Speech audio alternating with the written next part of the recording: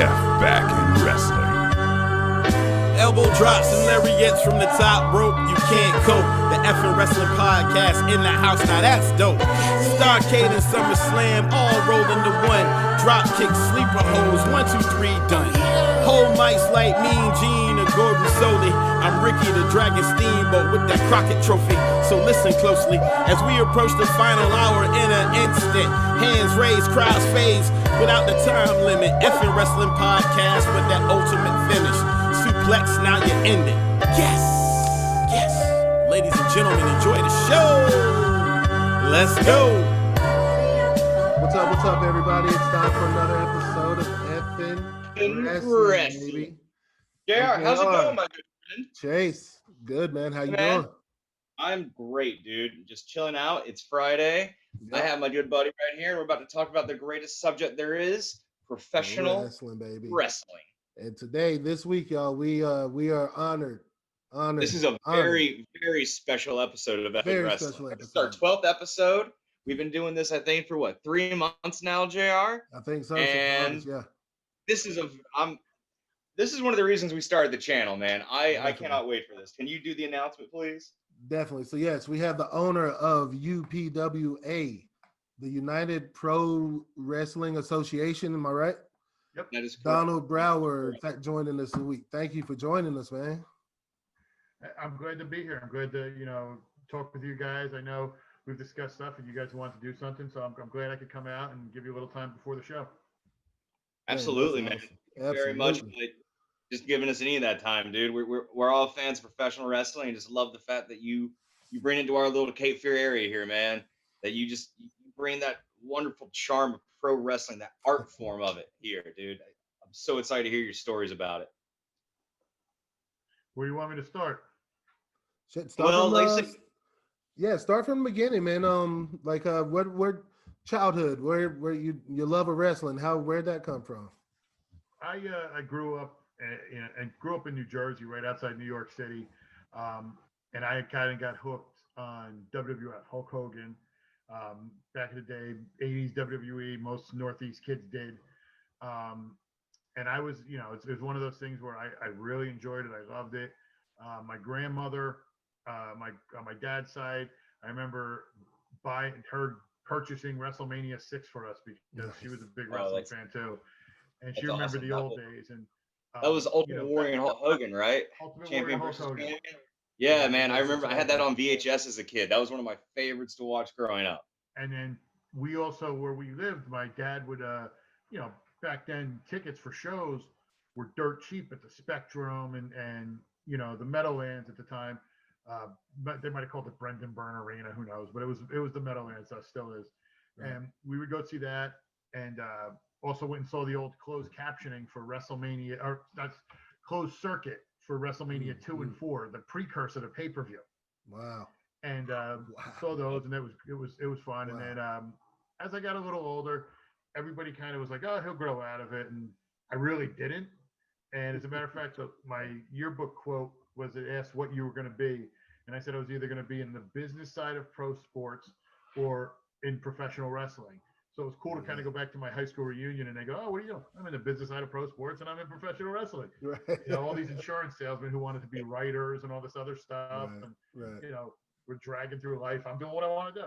Exactly. Dude, that's so awesome, man. Damn. But I really didn't know how to get started in it because back then wrestling was such a closed off business. Where I lived in New Jersey, there was a place called ECPW, which was a training facility, and it was weird because I heard it was in the town over from me, but I didn't know where it was. And it was kind of coincidence that I wound up moving to North Carolina the summer of 2001. I'd done my military. I went in the military. I did 4 years, was out there, had some friends who were in wrestling, who wanted to be in wrestling. Actually discussed back in the day, Ken Shamrock had just left WWE, and he had the Lions Den training center out there. And a friend of mine were actually going to go and wrestle as a tag team. But then when he found out how much it was, the friend's wife kind of gave him this look like, you spend that money, you're going to be cut off at the knees. So that kind of killed that. Right. Yeah. Right. And, that was a shutdown there. Right. And came home, did a couple things, sold insurance, did that, was just, doing stuff like that after I got out of the military. And my job kind of got consolidated. I moved down to Boiling Spring Lakes, where my mother lives. She's lived there since 1998. And with this, told my mother, I said, when I move here, one of three things is either going to happen, because it was, I don't know if you've been there recently. It's not developed as Right. It's developed a lot, but it was worse 20 years ago. I can only imagine. So I said to her, It's one of almost three things everywhere is you going go to now happen. in North Carolina. I'm going to drink a lot, I'm going to kill a lot of people, or I'm going to go to school. So I tried to drink, and it was too expensive, so I went to school. There you go. And, did that, and we were just hanging out one night and watching Friday night. Fox TV was just kind of messing around, doing some homework, and there was a local company out of Charlotte called NACW I saw. And I was like, oh, wow, that's really close. Like, that's cool. I haven't been around. Right, Allie, quiet. I was like, I haven't seen any really local. I had gone to some up by me, but I was like, oh, this isn't that far away. I kind of want to go check it out. And I went down and checked out a show. I liked what I saw. It was cool. It was, fun. And then the very next time, they were advertising Jake the Snake Roberts was going to be there. And I was like, wow. Oh, my God. Yeah. That's my Roberts. dude. We're talking Best guy on the mic. 2001. Yeah, it was like really, it was like, okay, cool. Like, I got to go see this. Hell yeah. So I grabbed my sister, her boyfriend at the time, and we went down to see the wrestling at the Armory. And I'm glad Jake's turned himself around. That was not a good night. That was circa 2001. That's the rough age of the snake. Yeah. Yeah. Okay. Some of the things that came up was we were standing there, and Jake was taking pictures, and he took pictures with us. And I think I still have that Polaroid. It's the funniest thing. And Wow. I was talking to him, and I said, "Listen, I just want you to know I feel really bad for you." He'd done that. Was it Beyond the Ring or Beyond the Mat? Beyond the Mat or something? And it was like, I was like, "Man, I feel really bad. What happened?" He goes, "Listen, brother, between us, that wasn't me." I said, "What?" He says, "They hired a stunt double to look like me. They wanted to ruin my life." I was like, "Ooh, okay." So okay. Wow. I was like, "Sure." So I go and sit down, and my sister's boyfriend goes outside to smoke a cigarette. She goes with him, and she comes in and she goes, "Can I ask you something?" I go, "What?" She goes, "That wrestler you took a picture with, he was yelling outside about something." And I go, "What was he yelling about?" He goes, "Something about he wasn't going to wrestle till he got his rock." I was like, So, yeah. So Jake came in, wrestled his match, but wow. I don't want to dwell on Jake as much. He did Yeah. He was in the throes of his addiction. He turned himself around. Great guy. Yeah. He doesn't remember he wrestled that show because I brought it up to him after I seen it. Like, I wrestled in Charlotte. Yeah. But he that kind of started my way in, because while I was sitting there, I happened to be talking to a wrestler who worked the show, who had done some stuff on Jerry Springer a few years earlier. And I kind of chatted him up and said, "Oh, I saw you on Jerry Springer," and he's talking to me about it. And I made the mistake at the time of telling him I was from New Jersey, and his fiance heard me, came running over, and proceeded to tell me how she had this fantasy Bon Jovi wedding that looked like the Living on a Prayer video. And with him, it was very 80s cliche hairspray. Oh, yeah. And I was like, and she's telling me, it's like, okay. But it was cool. So he kind of introduced, he kind of said, "Hey, come to this after party." We talked. I wound up talking to one of the other wrestlers there and saying, "Hey, do you have a training? Can you train?" And he's like, "Yeah," but I was in Boiling Springs. He was up, I can't remember the name of the exact town, but I want to say it was near Winston-Salem. It was like a 4-hour trip. Okay. And I couldn't do that. It was yeah, up near that's a good little mountains. I was like, I can't make that trip. He goes, No. "Oh, we'll try this. There's a guy, who's local in that area. His name's Mark Ash. Give him a call. Tell him I told you. We'll do it." So I started with him. Enjoyed, got trained, and liked it. Had fun with it. So you started as a wrestler? Huh? So you started. You started taking bumps. You were taking bumps and everything. I got trained and everything. And I realized, like, I bumped on a hardwood ring in Monkey Junction in somebody's backyard. Wow. Oh, what man. Does it feel like what I've never, like, what does it, because I just feel like it's got to be painful. We talk the hardest all thing. the time. Gotta be. It's just to fall down constantly and get back up. It's the hardest thing for numerous reasons. One, it never gets softer. Wow. It's never like you do it. You go, "Oh, wow, that felt like a pillow." Never. No. Yeah. And the other thing too is I grew up amateur wrestling. So Okay. you're naturally taught to hit your chest and drop down to your chest. This is completely different. This is Right. going the opposite way, going against what you're used to. Yeah. So I did that. I started training, did the work, did some stuff with his company, and kind of did a couple of years with him. I wound up moving back to. I said I'd gone to college. I wound up getting up at App State, so I would drive back from Boone, do some stuff with him, make the trips, Yeah. and then Lovely place. oh, love that place. I wish Love the mountains. I loved miss the that. mountains. Yeah.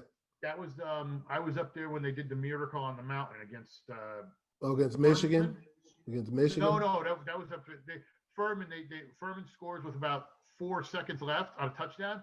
Goes for 2. The linebacker intercepts it, runs it back the other way. We wind up winning by 1. Oh wow. It was ridiculous. It was one That's of the greatest crazy. things ever. That's awesome.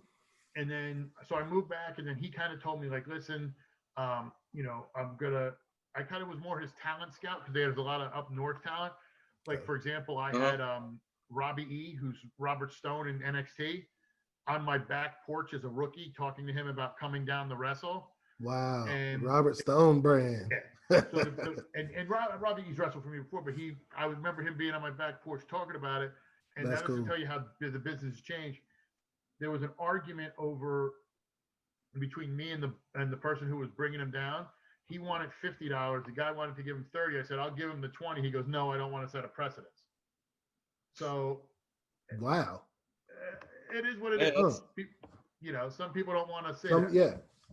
Well, no, that's so interesting. Like I said, that's crazy. Me and Jared are fans of the world, and you have such that insider knowledge, man. We're just like, it's so interesting to have that insider, that point of view of it all. So, but the big question: when you wrestled, what was your I don't know how to say it. What was your character's name? Is that an offensive way to phrase it? No, I don't want to. No. I listen. I only wrestled a little bit. It wasn't crazy because I kind of realized right away that I was more the creative guy. Like I'm the guy in Madden who likes to put the team together and then see how it works. Yes. Like, yeah, man. I hear you. Like that. I'm more the creative side. I always enjoyed it, but I always realized that I could get paid making much money and hurt myself, or I could get paid, write the storylines, and not hurt myself. Exactly. Sounds like smart businessman to me. I mean, if I have to, I do. Like if I have, like I can do a spot, but I get full respect for everybody who does it. But mine for the limited time I was the Runaway Freight Train. Nice. Yes. Nice. Yes. So you were Dude, heel. that is awesome. You were heel, right? Yes.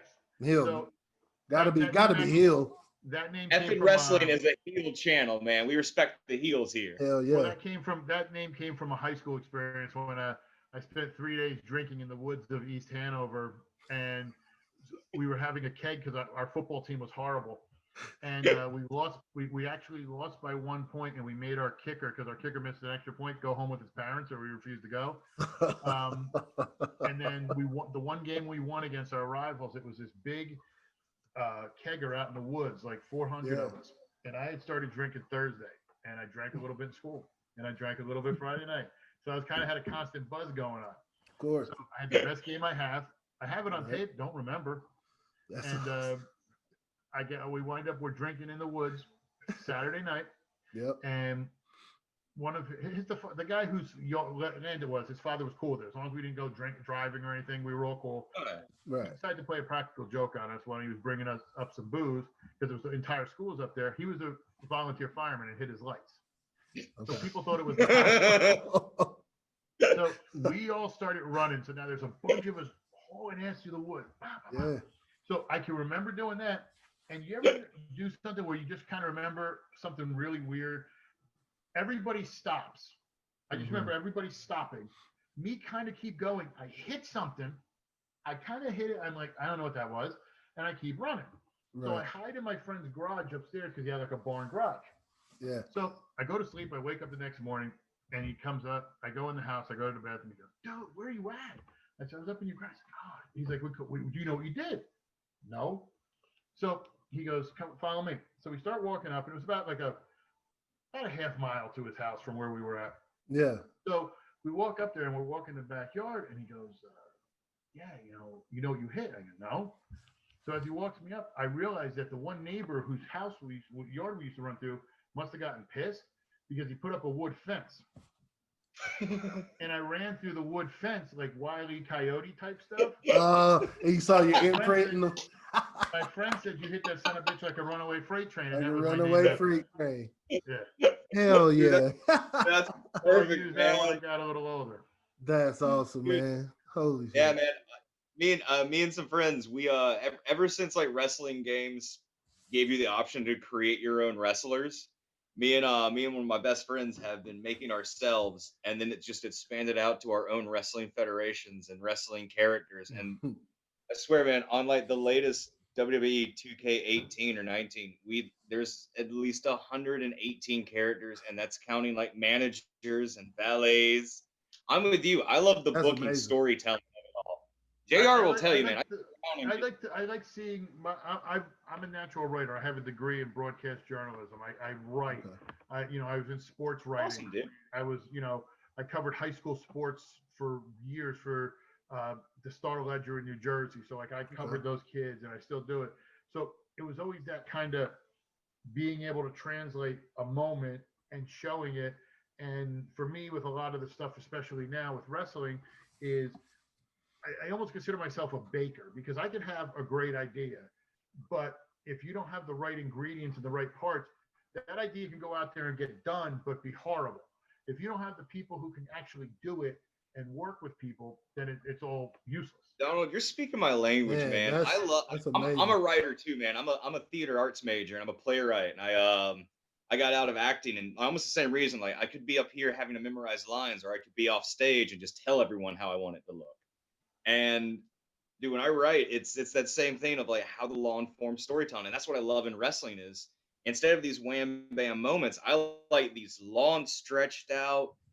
I've gotten to New Japan like 4 years ago, and I just love how there's like storylines that go for 2 or 3 years before there's a payoff, and you're just sitting there going, "Look at the build, look how this is going," and you're just seeing like the Easter eggs and the hints and that's how it always used to be. A lot of the fans now, because they have so much TV, they're expecting the instant. Everybody talks about with sports and everything else, and with wrestling. I was always taught, especially with writing, is when you write a big story for a newspaper, put all your information in the first couple of graphs because people really don't read till the end. Mm-hmm. So if you're doing something now with sports or wrestling, everybody wants to see like, you and I have a problem. They want us to have a match the next show, and then like that's not how it works. Like, they want that instant. Like, there's no more. There's no wait. I mean, before everything went crazy. I mean, when you look at I'll use WWE as an example. When you look at what happened with WrestleMania 4, there was WrestleMania 4, and they built it up, and you knew it was going to happen a year, and then Hogan and Savage the next year. It wasn't like Raw, somebody comes out and attacks somebody. Oh, Hell in a Cell's his pay-per-view next week. Let's do it. Like, no, like it was, and then you see so many people fighting each other. And, there's too much to me, and I've noticed this a lot lately. There's too much of a, and I like how it's gotten, but there seems to be way too much of a, everybody's got to be. Like, that's not how it is. It's not everybody's there. There's different levels. Exactly. That's what made, I was really hardcore watching wrestling around the Attitude Era. That's when I was coming up for it. And one thing I really loved was every division felt stacked. Like you had your European title people, and then you had your IC title, and then you had your hardcore division, and you had your tag, and you had your world title. And they all mattered. They all mattered. Yeah, like every time, like some of the few of the pay-per-view events, like your favorite match was, oh hey, the European title was the first match, but it was my favorite on the card because that's the plot line I've been following for the last 4 months. Right. I want to see who wins over D'Lo Brown versus Val Venus or British Bulldog and Owen Hart. That's the plot line. I've now there's not a lot of depth. That's I think one of the big issues too is there's not a lot of those guys you can look at and go, for example, you have a Drew McIntyre, boom, he's there. But then who's credible to wrestle him? And then you only see the same. There's I almost think there's in a way too much TV with them. Yeah, dude, I mean they have a lot of wrestling though, man. They would have 3 hours Monday night, then NXT for 2 hours, and then SmackDown for 2 more hours. That's a lot of wrestling. Yeah. Not even a pay-per-view event if there's a pay-per-view event and a takeover on a Saturday or Sunday. Right. So And it's one of those with like there's a constant need because we have that internet push where it's almost like clickbait. It's like moments. Gotta see it. Instead of seeing. To me, I'm kind of the internet. The internet's good and bad for me. I totally agree. 100%. Totally agree. I enjoy the interaction. I enjoy people being able to say stuff.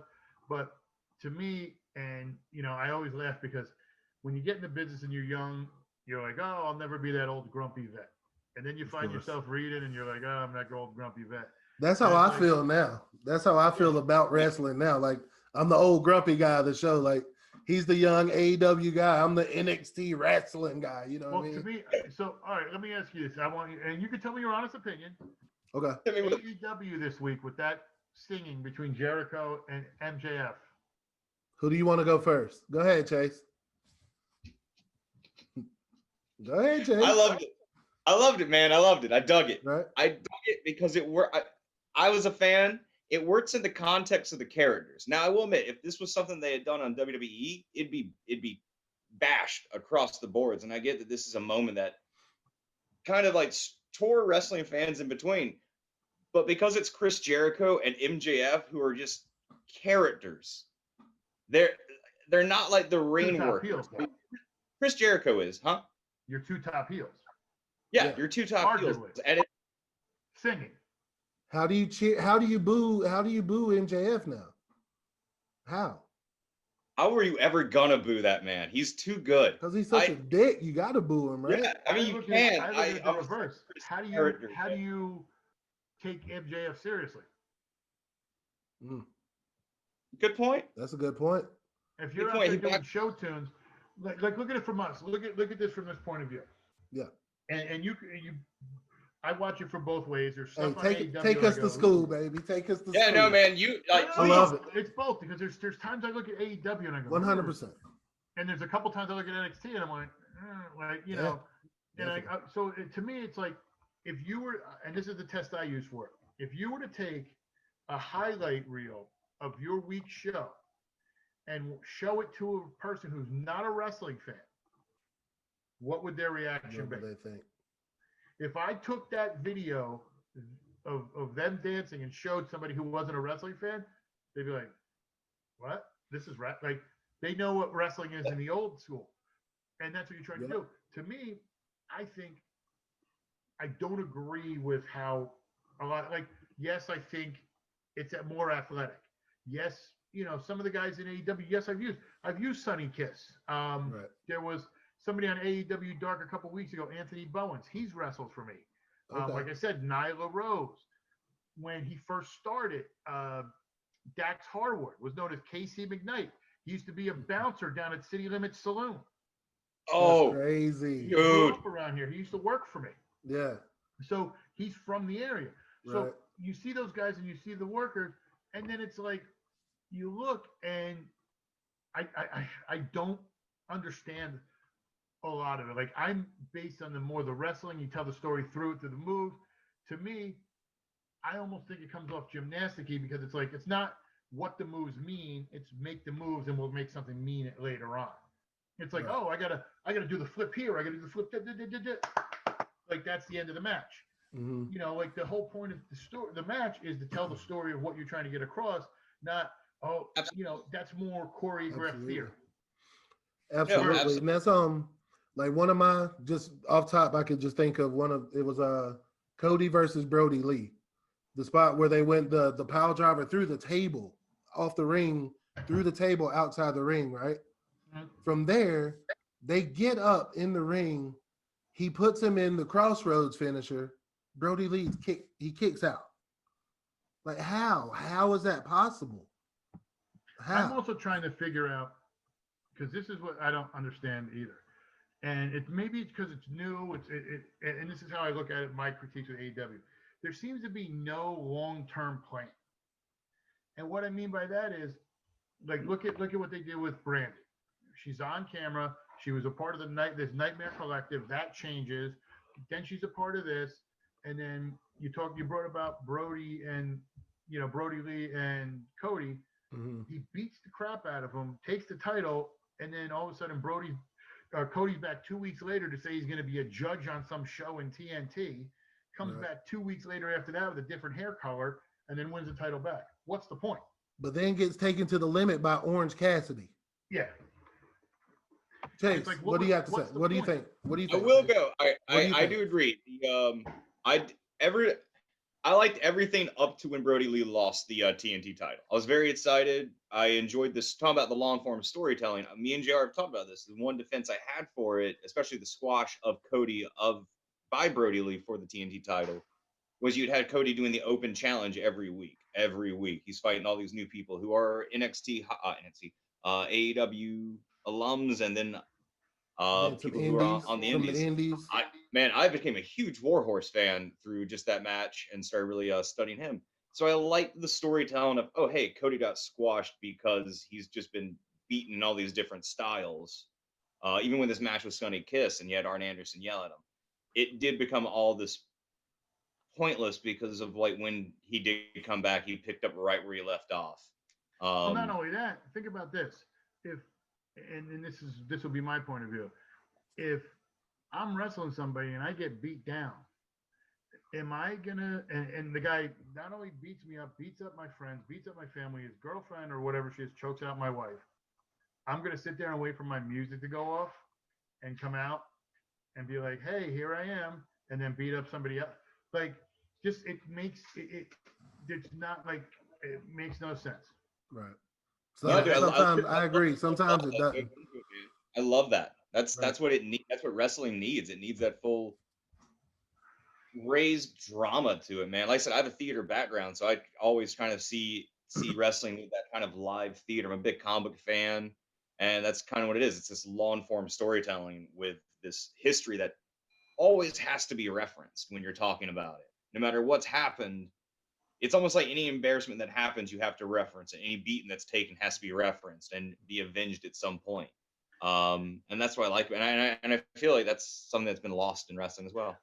They don't refer back to stuff, and that's the most annoying thing is something happens, and it's the biggest thing I think that's been lost about wrestling, and it kind of brings me back to Jake too, is psychology. What'd you say? I couldn't hear you. Psychology. The psychology. Yes, ring psychology. Like mat psychology. If you want me to believe you're like Jake could tell you a story and you could hear him cut a promo and you believe it so much that it's just out there. And you can always, and the wrestling fans can also tell when it's BS.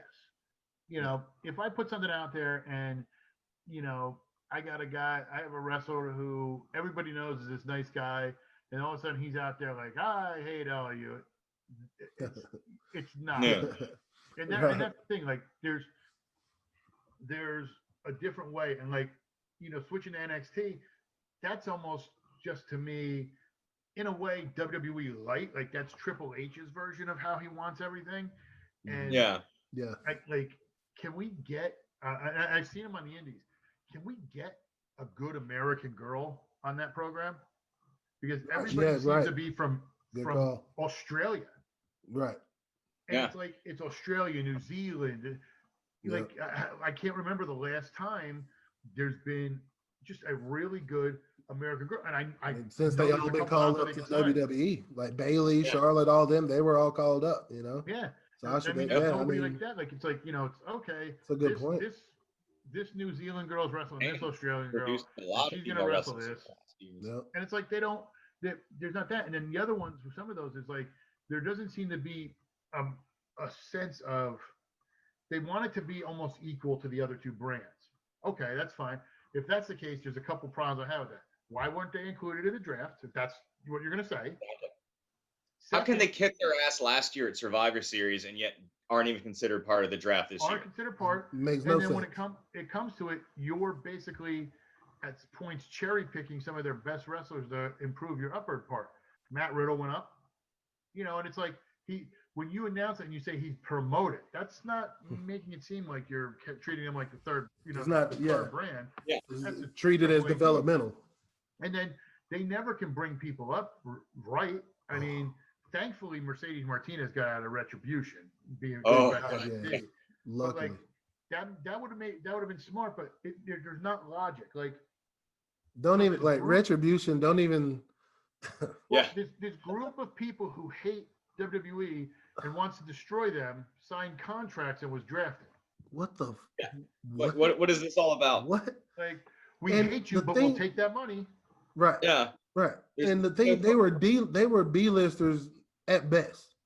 You know what I mean? I mean, Dominic Dijakovic, I did enjoy him. You know, he was all right. But what are they grieving about? He had matches. He had great main event matches. Well, the one thing. So my opinion on them, there's other ones they brought up too that they've completely dropped the ball on. I don't know what they're doing with Keith Lee. I don't know what they're doing with some of the other ones. They're totally ruining Keith Lee right now. Yeah, I don't understand it. Ruining. The only thing I would say, because I like how they tied in this week with Ali saying that, hey, I was the hacker. I was a hacker. That was me on SmackDown. Right. Because it kind of makes then it adds a little bit to what they're doing.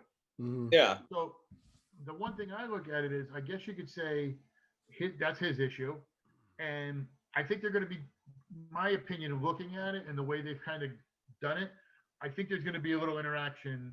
Don't call it a spoiler, but a little interaction between Retribution and the New Day coming up. Because think about it, Kofi took Mustafa Ali's spot when he got hurt. Yeah. And that started Kofi Mania. Right. So his idea could be like, oh, well, you took my spot. Ruined my You spot. ruined my career. I'm here to ruin yours. And then Dio, the Dio Madden guy, that's the other guy, the big guy that looks at the camera all weird. Yeah. He was the announcer who Brock Lesnar laid out when they were doing. That's who it was. Remember I mentioned, so he got hurt when he was. Yeah, you did. I had no idea who that was. Exactly. Thank you. I couldn't remember who it was. There could be some stuff with that. The other guy with the Jason mask, I don't remember who he is. That's Shane Thorne. Shane Thorne, right? I've seen him. I was like, I never really got, I would watch NXT before, not so much before when AEW. Now I tape both because I'm just like, I want to keep my eye on it. And a lot of times at AEW, they wind up throwing out people I know, from New Jersey. And I'm like, oh, hey, I know who that is. Or my wife is, she's not a huge fan at all, but she knows people from my show. So she'll be like, oh, that's so-and-so. And I'm like, yeah, that's them. And so she's like, cool. But yeah, no, it's become very weird, and it's almost like we're trying to do it UPWA. In a sense, it's almost have it be new school, but I want it to be like in those 80s where you can bring your grandparents can bring your kids and your grandkids, because you don't see a lot of those grandparents anymore. If you ever look at old tapes, watch old 80s NWA. Dude, most of those people in the front row are old people. One of my favorite moments from house shows or live shows was watching Jim Cornette cuss this old woman's ass out. He cussed her out in front of it was beautiful. I was like a 10-year-old kid, you know what I mean? Love it. And that's what it is. Like those little house show things you don't realize. Like a memory I'll always have is my dad taking us to, I want to say it might have been the Meadowlands. It was Philly because we were kind of in the middle, and it was the build up to WrestleMania 3, and I got to see the Piper's Pits where they presented Hogan with the trophy for the championship, Andre with the smaller trophy for being undefeated for 15 years, and then Andre coming out with Bobby Heenan and ripping the chain off of Hogan's neck. Holy shit! That was all taped over the TV, and I remember where we were sitting, we were literally like Piper's Pit was here. And we were right there in the bleacher so we could see down. So you could see down into, and it was like, it was giant. It was amazing.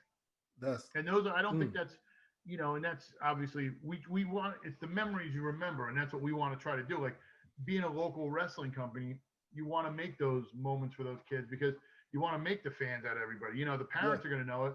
But you look at some of these kids now, the young kids, unless they really get into it or they love it, it's pro wrestling. It's not the UFC where people are punching each other in the face. It's not the NFL or this and that. And, I'm one of those people, you want to be a fan? Come check it out because you'll be one after. You may not be walking in the door, but leaving, you'll be one. So Donald, UPWA, how long have you been running it? Well, we just had our 15th anniversary show this past July. Wow. Congratulations, man. So we've been running pretty regular. We were at the Armory for a long time. Now I think they found the lead in the ground, so that might explain something. But we were down there. I mean, we've done other shows where we were part of Riverfest for a long time. Nope. Where every year for I think in the past 7 years, we've been at the 4th of July Festival in Southport. They love us down there. We actually have people who will message us and tell us that they check to see if we're actually wrestling before they decide to come down, and they live in Raleigh and all over if they're coming down. We've also done a lot of other stuff in other areas. Like we've had shows in South Carolina. We've had stuff in New Jersey, my home state. I prefer the South in a sense, just because there seems to be a little bit more respect when it comes to how shows are run. And what I mean by that is, Wilmington being a big town, it's very rare if I book a show like for tomorrow. I have my show tomorrow. It's very rare within 150 miles if there'll be another show in that 150 mile range. Whereas in New Jersey, I've seen people run shows, and I'll use Wilmington as an example again. I've seen people run shows where it'd be at Independence Mall, one in Leland and one in Ogden. So I mean, they don't, just to have shows. Just to have shows, yeah. So it's just they'll do whatever they can.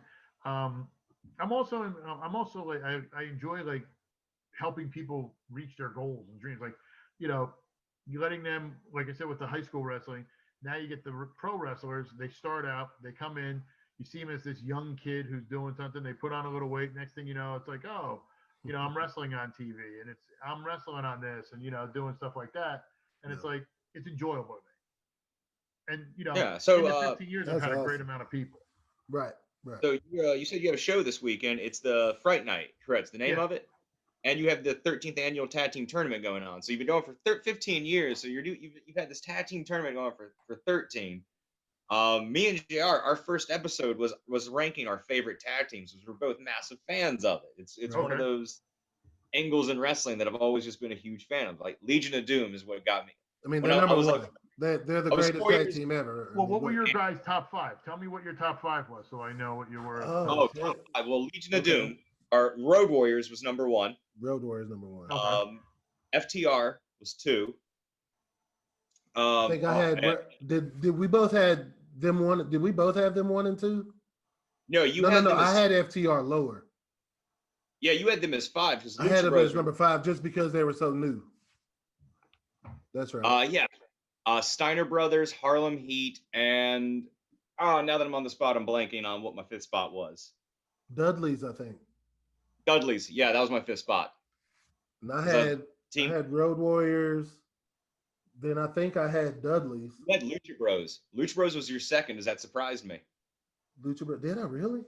Yeah, does that really surprise me? Lucha Bros and FTR on my favorites list? I don't think you had FTR thinking about it. I think you had Lucha Bros, and that surprised the hell out of me. Not because they don't deserve a spot. They're great.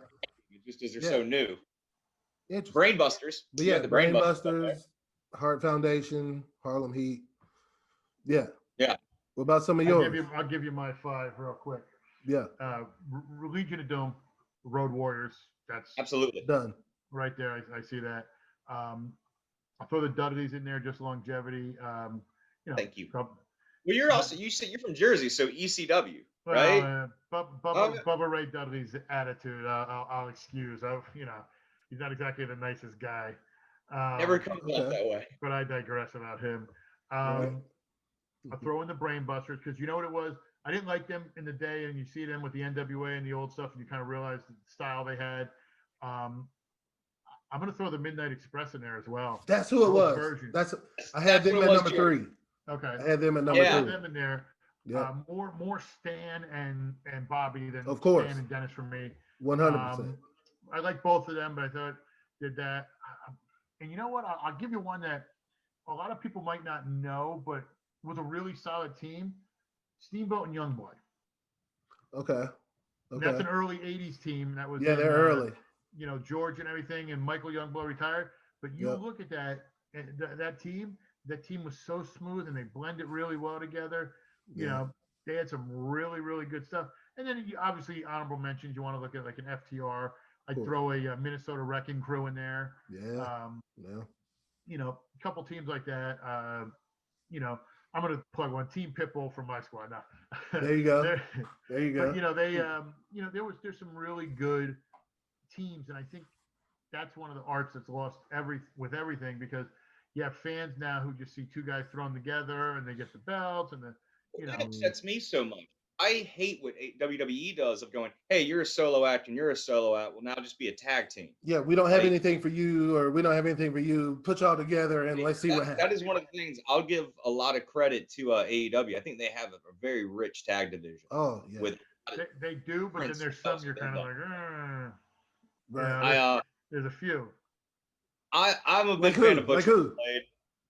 I mean, I don't want to call anybody out because there's gonna be people who see it. True. I look at it like this. There's some that people rave are the greatest. I agree. Huh? I think I know who you're talking about. You know who we're talking about, Chase. You know who I agree. I agree with your statement. JR agrees with you. If we're talking about the two brothers. I didn't say nothing. FTR, I think is great. They've done a great, and they're the cream of the crop there. Dude, they kept me in wrestling for the longest time. Their NXT run was amazing. They're solid. I like the Lucha Brothers when they go out there and do some stuff. As long as they keep it under control, I think it's they get out of control. Yeah, it can get Their matches are against each other, and I think that says everything, because it's like, hey man, I can do whatever I want. It's my little brother. Hey, we can do whatever we want. It's my brother. Yeah. Who else? As far as I don't. The thing that one of the things, because we're talking about, and it made me think of this for this past show, and it's so annoying. I don't understand. The thing that bothers me about AEW is they say it's sport based, and you have rankings. Yet then you have a stipulation where you're drawing ping pong balls to see who's going to be in a number one contenders match. Mm-hmm. Wouldn't you just put your top 4 contenders and have them whoever wins? Yeah, I see. True. I mean, it's I didn't think about that. Yeah, good point. It's like, like last time I checked, and I might be wrong here. I was just watching the Major League Baseball playoffs. I didn't realize that after everything went, they said, "Hey, we drew the Pittsburgh Pirates name out of the lid. You're in. Sorry, Rays, you got to go home." Sorry, right. I know you're ranked. I know you qualified, but what we decided to do was we said, you know what, those rankings, I know we do them every week. No, that's very true, man. I was not a fan of that casino chip battle royale ladder match thing, because it doesn't negate that. I was really into the ranking system when they first announced it, and then it was one of those things that immediately went, okay, it counts when we want it to count, and all of that. I do think the tournament's one of those really it's so lazily veiled that this is Kenny Omega's. We're gonna coordinate. This is his showcase. Like, I can tell that by the entrance when they were giving it. Yeah, they were like the PWI Top 500 in 2016, and I'm like, did you notice they said also once performed in North Carolina? What was that about? Yeah, no, I didn't. Do you have? I guess AEW did come to North Carolina one time. If I remember back in the day, he wrestled in like a Matt Hardy, like one of the old matches. He might have done something with that. I don't remember. That's weird that they would just randomly mention that. Yeah. What did they just say? If you ever look sometimes at some of the stuff they do on the bottom, it's hilarious, because I guess they have technical people who don't understand. Mm-hmm. So one of the things was, I remember somebody pointing this out, was they do the little chirons on the bottom. It usually has like their Twitter handle and other stuff. Or like who defeated who on AEW Dark, that kind of stuff. Yeah. So somebody, when they were announcing them, came in, and I guess they had written down on the piece of paper, write something funny. And somebody put something funny. And so when it came out, it was like whoever it was, it had something funny. And it was like it just made no sense. I was like, all right, whatever. Right. It's fun. It's interesting to me. It's great. Like, the thing about it is, like, all together though, like we benefit from it just because it's more good wrestling. Like it's more good stuff than bad stuff. Well, it's more exposure. More exposure to the product. More exposure. Right. Some of the stuff I've seen on both shows, Rich, I wouldn't know if I'd call it good wrestling. Right. Definitely. But it's good exposure. It's getting people out there. you know, in front Bring of the the interest cameras. back to it, you know? Yeah, it gets you out there, gets you that like exposure. I mean, some of the stuff I'm like if I'm sitting there and I'm watching it with my wife, who, like I said, doesn't like wrestling, and she's sitting there watching it, and I can see her give me this look like, I'm like, then I know. But if she looks at it and she goes, wow, there's a really, you know, that was entertaining, and she's like, you know, cool. But some of it, there's just a lot of it. Like there's a lot of, on both. I don't. Right. I look at it, I'm just like, I don't want to do that with that guy. I don't know why they're doing it. This guy, you know, it's like you look at him and it's like, it's just funny to me because I try to get, like, there's guys that people look at on my show and go, oh, you know, Donnie likes them. No, they can actually perform. I'm not embarrassed by anybody I put on my show. Right. Absolutely not. I mean, why would you? Yeah, you definitely shouldn't be, man. And I mean, speaking of a show, like, oh, go ahead. I'm sorry. No, go ahead. Oh, so talk a little bit about your show tomorrow. Like, what's going on? What's like the show, the people wrestling, the belts, titles, what it's all about, all that good stuff. Yeah, no problem. It's the 13th annual John J. Irati Memorial Tag Team Tournament. John Irati was my godfather, my uncle. He passed away in 1997 while I was in Iraq. I didn't get to come home to the funeral because I was sitting on a boat 2 miles from Iraq. Never got to say goodbye. He was a big wrestling fan. When I talked about families in the past and coming down, he loved wrestling. He knew all the Bruno Sammartinos and you know, he knew the Bob Backlunds, and he hated the Sheik, and he knew Dusty Rhodes, and you know, he said if he ever got a chance, he'd punch that superstar Billy Graham right in his face, and you know, all that stuff.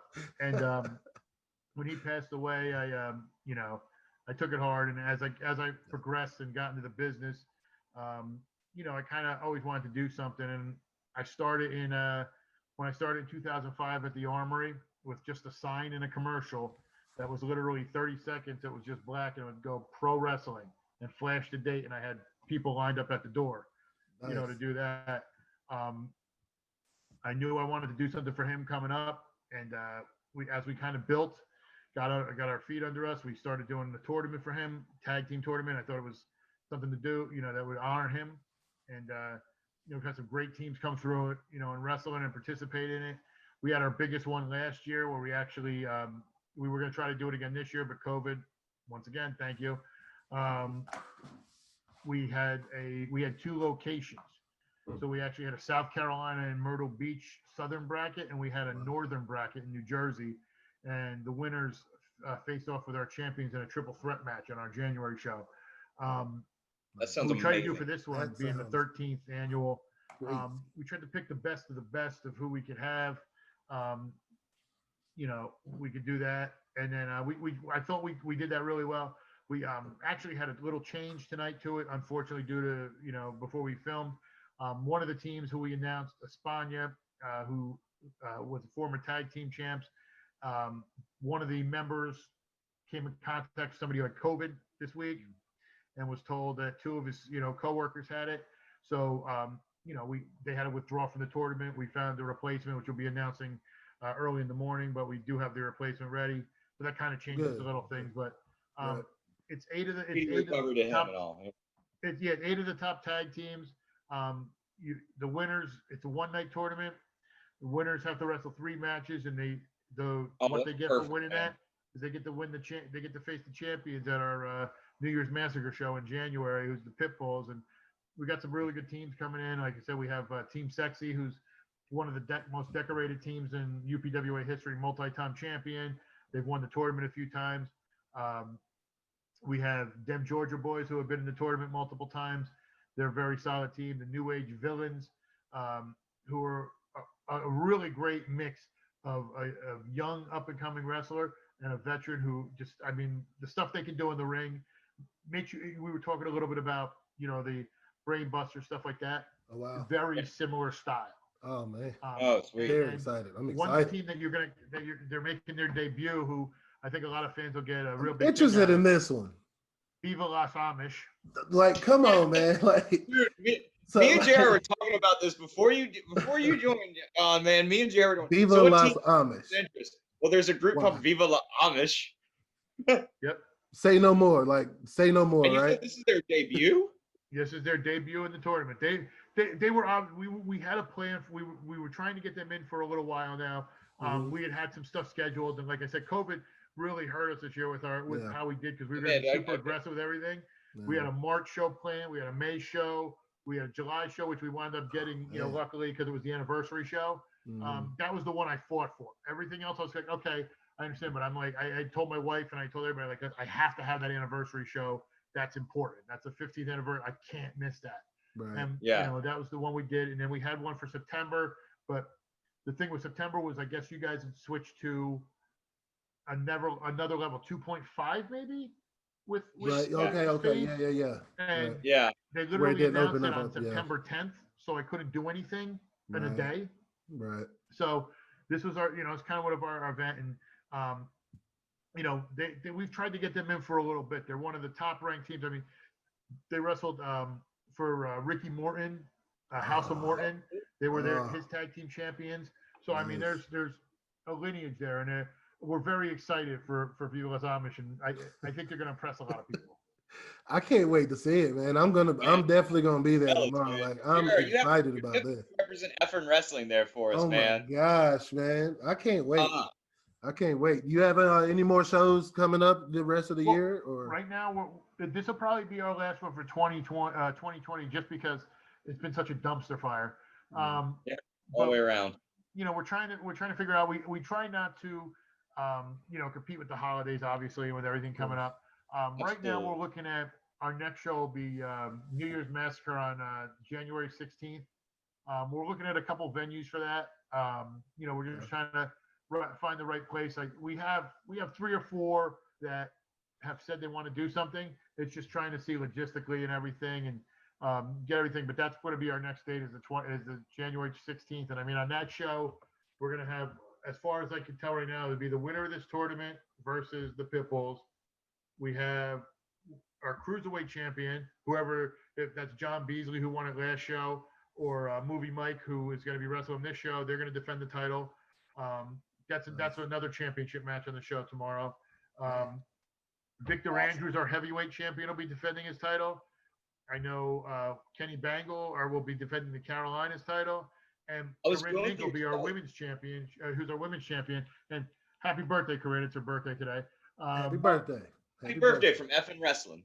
We'll be there defending the title.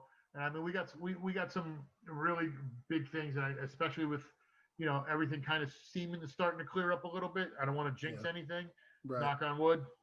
But, everything seems to be coming kind of back to normal. We're expecting really big things pushing forward and kind of hitting our stride again here. And just coming back and doing what we do, and that's delivering, fun family pro wrestling that you don't have to be embarrassed to see.